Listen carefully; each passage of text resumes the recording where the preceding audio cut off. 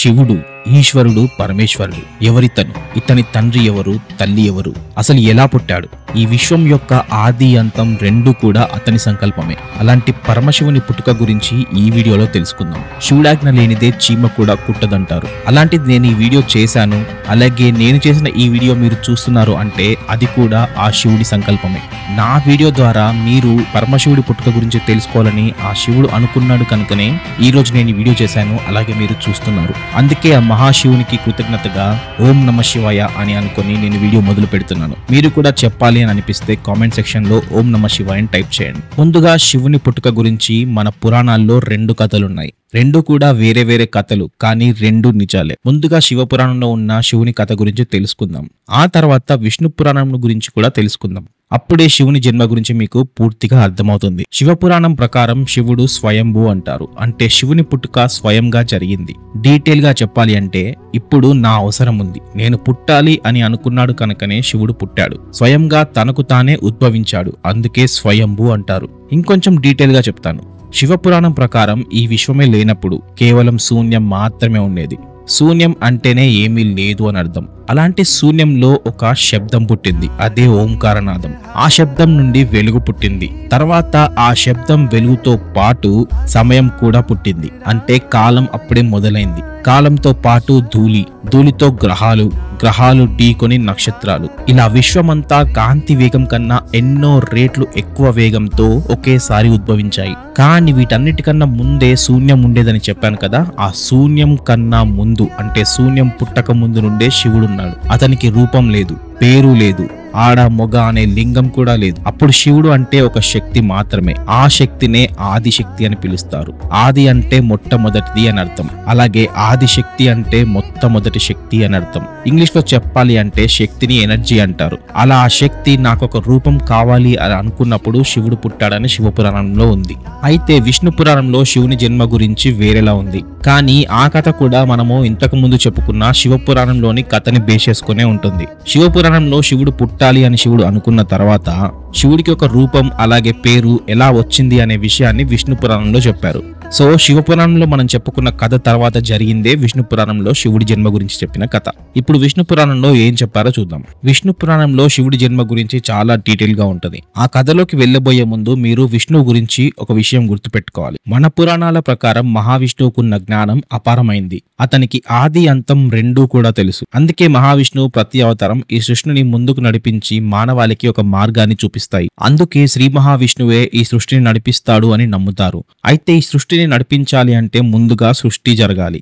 దానికోసం త్రిమూర్తుల అవసరం ఉంది అని మహావిష్ణువుకి ముందే తెలుసు. త్రిమూర్తుల్లో విష్ణువు నడిపించేవాడైతే బ్రహ్మ సృష్టించేవాడు. అందుకే బ్రహ్మని తన నాభి నుండి శ్రీ మహావిష్ణువు పుట్టిస్తాడు. ఆ తర్వాత కొన్ని యుగాల ధ్యానం తర్వాత బ్రహ్మ సృష్టిని మొదలు పెడతాడు. అలా సృష్టి పనిలో ఉన్న బ్రహ్మ విష్ణువు కన్నా తానే గొప్ప అని అనుకుంటాడు. కానీ ఆ మాట మహావిష్ణువుతో చెప్పకపోయినా సర్వాంతర్యామి అయిన మహావిష్ణువుకి ఆ విషయం అర్థమవుతుంది. అప్పుడు బ్రహ్మతో, నువ్వు సృష్టికర్త అయినా కూడా నిన్ను సృష్టించింది నేనే, అందుకే నీకన్నా నేనే గొప్ప అని మహావిష్ణువు అంటాడు. కానీ ఆ మాటని బ్రహ్మ ఒప్పుకోడు. అలా వాళ్ళిద్దరి మధ్య ఒక వాదన మొదలవుతుంది. అప్పుడు వాళ్ళ మధ్యలో ఒక పెద్ద స్తంభం ఉద్భవిస్తుంది. అది అగ్నిలా వెలుగుతూ దానికి ఆది అంతం లేనట్టుగా కనిపిస్తుంది. దాన్ని చూసిన బ్రహ్మ, ఈ స్తంభం ఎక్కడ మొదలవుతుందో నువ్వు కనుక్కో, ఎక్కడ అంతమవుతుందో నేను కనుక్కుంటా, ఇద్దరిలో ఎవరు ముందు కనుక్కుంటే వాళ్ళే గొప్ప అని అంటాడు. వెంటనే శ్రీ మహావిష్ణువు వరాహ రూపంలో స్తంభం మొదలు కనుక్కోవడానికి వెళ్లిపోతాడు. ఆ తర్వాత బ్రహ్మ కూడా ఒక పక్షిలా మారి ఆ స్తంభం అంతం ఎక్కడుందో కనుక్కోవడానికి వెళ్తాడు. కానీ కొంత దూరం వెళ్లిన తర్వాత శ్రీ మహావిష్ణువుకి ఇది మహాశక్తి యొక్క పరీక్ష అని అర్థమవుతుంది. అందుకే శ్రీ మహావిష్ణువుకి ఈ స్తంభానికి ఆది అంతం ఉండదని అర్థమైపోతుంది. కానీ బ్రహ్మ మాత్రం ఎలాగైనా ఈ స్తంభం యొక్క అంతాన్ని కనుక్కుందామని చెప్పి చాలా దూరం వెళ్తాడు. కానీ విఫలమైపోతాడు. బ్రహ్మ తిరిగి వెనక్కు వచ్చిన తర్వాత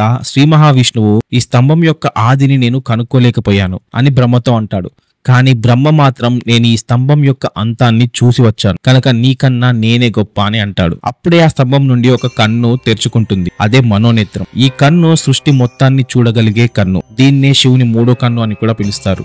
జరిగిందంతా కూడా ఈ కన్ను చూస్తూనే ఉంది. అందుకే బ్రహ్మ చెప్పింది అబద్ధం కనుక వెంటనే బ్రహ్మకున్న 5 తలలో నుండి ఒక తల రాలిపోతుంది. ఆ తర్వాత ఆ స్తంభం నుండి ఒక గొంతు వినిపిస్తుంది. ఆ గొంతు నుండి వినిపించిన మాటలు నేను ఇప్పుడు చెప్తాను. మీరిద్దరూ నా నుండి సృష్టింపబడ్డవారే. ఈ విశ్వం యొక్క ఉనికి కోసం ముందుగా మహావిష్ణువు అలాగే అతన్ని జ్ఞానం ద్వారా బ్రహ్మ యొక్క సృష్టి జరిగింది. కానీ మీ ఇద్దరి మూల శక్తిని నేనే. నాకు పంచముఖాలున్నాయి. మొదటి ముఖం నుండి ఆకారం, రెండో ముఖం నుండి ఊకారం, మూడవ ముఖం నుండి బుకారం, నాలుగో ముఖం నుండి బిందు, అలాగే 5వ ముఖం నుండి నాదం పుట్టాయి.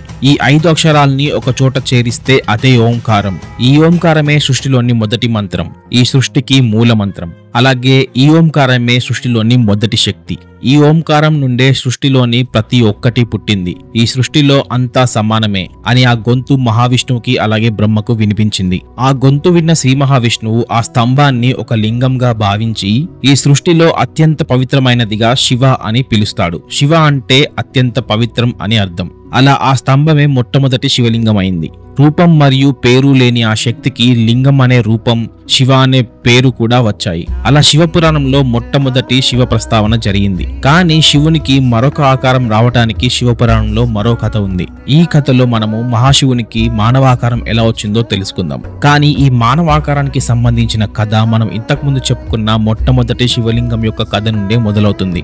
శ్రీ మహావిష్ణువు శివలింగాన్ని శివ అని పిలిచి నమస్కరించిన తర్వాత బ్రహ్మ శివుడిని తప్పైపోయింది అని వేడుకుంటాడు. తన తప్పుకి ప్రాయశ్చిత్తాన్ని కోరుకుంటాడు. అప్పుడు శివుడు ఈ సృష్టికి త్రిమూర్తుల అవసరం ఉంది. అందుకే నా నుండి రాబోయే 3వ శక్తిని నువ్వే సృష్టించు అని బ్రహ్మకు బాధ్యత అప్పచెపుతాడు శివుడు. అలా బ్రహ్మ ఒక బాలుడిని సృష్టిస్తాడు. ఆ బాలుడు పుట్టిన వెంటనే ఏడవడం మొదలు పెడతాడు.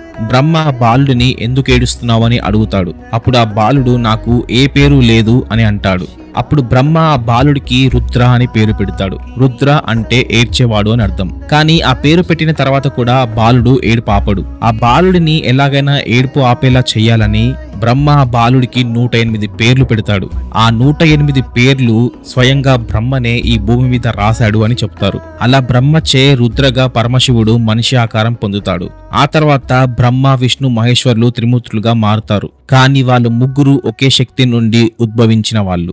ఆ శక్తినే ఆదిశక్తి లేదా శివశక్తి అని కూడా పిలుస్తారు. ఇలా శివపురాణంలో శివశక్తి పుట్టుక గురించి, విష్ణు పురాణంలో శివుడి పుట్టుక గురించి ఉంది. కానీ దేవి పురాణంలో ఈ 2 కథల్ని క్లుప్తంగా వివరించారు. దాని గురించి కూడా బ్రీఫ్ గా చెప్తాను. ఎందుకంటే దేవి పురాణంలో వివరించిన ఈ క్లుప్తమైన కథ అంటే నాకు చాలా ఇష్టం. ఒకసారి నారదమునికి అసలు ఈ సృష్టిని ఎవరు నిర్మించారు అనే అనుమానం వచ్చింది. వెంటనే తన తండ్రి అయిన బ్రహ్మని నారదముని ఇలా అడిగాడు. అసలు ఈ సృష్టి ఎలా పుట్టింది? ఈ సృష్టికి కారణమైన మీ ముగ్గురిని ఎవరు పుట్టించారు అని అడిగాడు. అప్పుడు బ్రహ్మ నారదమునితో మా ముగ్గురికి తల్లి దుర్గాదేవి, ఆవిడే ఆది మహాశక్తి. అలాగే ఆది మహాశక్తి స్వరూపమైన మహాశివుడు మా తండ్రి. ఆయన శక్తి నుండే మా పుట్టుక జరిగింది. కనుక మా తల్లి తండ్రి ఇద్దరు కూడా ఆది మహాశక్తి మరియు శివశక్తి కలయికైన అర్ధనారీశ్వరుడే అని అన్నాడు. అలా త్రిమూర్తుల పుట్టుక గురించి బ్రహ్మ నారదమునికి చెప్తాడు. అప్పుడు నారదముని శివుడి ద్వారానే శివుడి జననం జరిగింది గనక మొట్టమొదటిసారిగా పరమశివుడిని స్వయంభూ అని పిలుస్తాడు. అలా మన పురాణాల్లో స్వయంభూ అనే శివుడి పేరు మొట్టమొదటిసారిగా వినిపించింది నారదముని ద్వారానే. ఇవి పరమశివుని పుట్టుకకు సంబంధించిన మన పురాణాలైన శివపురాణం, విష్ణు పురాణం అలాగే దేవి పురాణాల్లో ఉన్న శివుని కథలు. ప్రస్తుతం ఊపిరి తీసుకుంటున్న ప్రతి హిందూ తెలుసుకోవాల్సిన శివ చరిత్ర ఇది. అందుకే ఈ వీడియో పూర్తిగా చూసి మీకు నచ్చితే మీ ఫ్యామిలీ అండ్ ఫ్రెండ్స్ తో కూడా షేర్ చేయండి. కుదిరితే ఈ ఛానల్ కి సబ్స్క్రైబ్ చేసుకొని నన్ను సపోర్ట్ చేయండి. ఓం నమః శివాయ.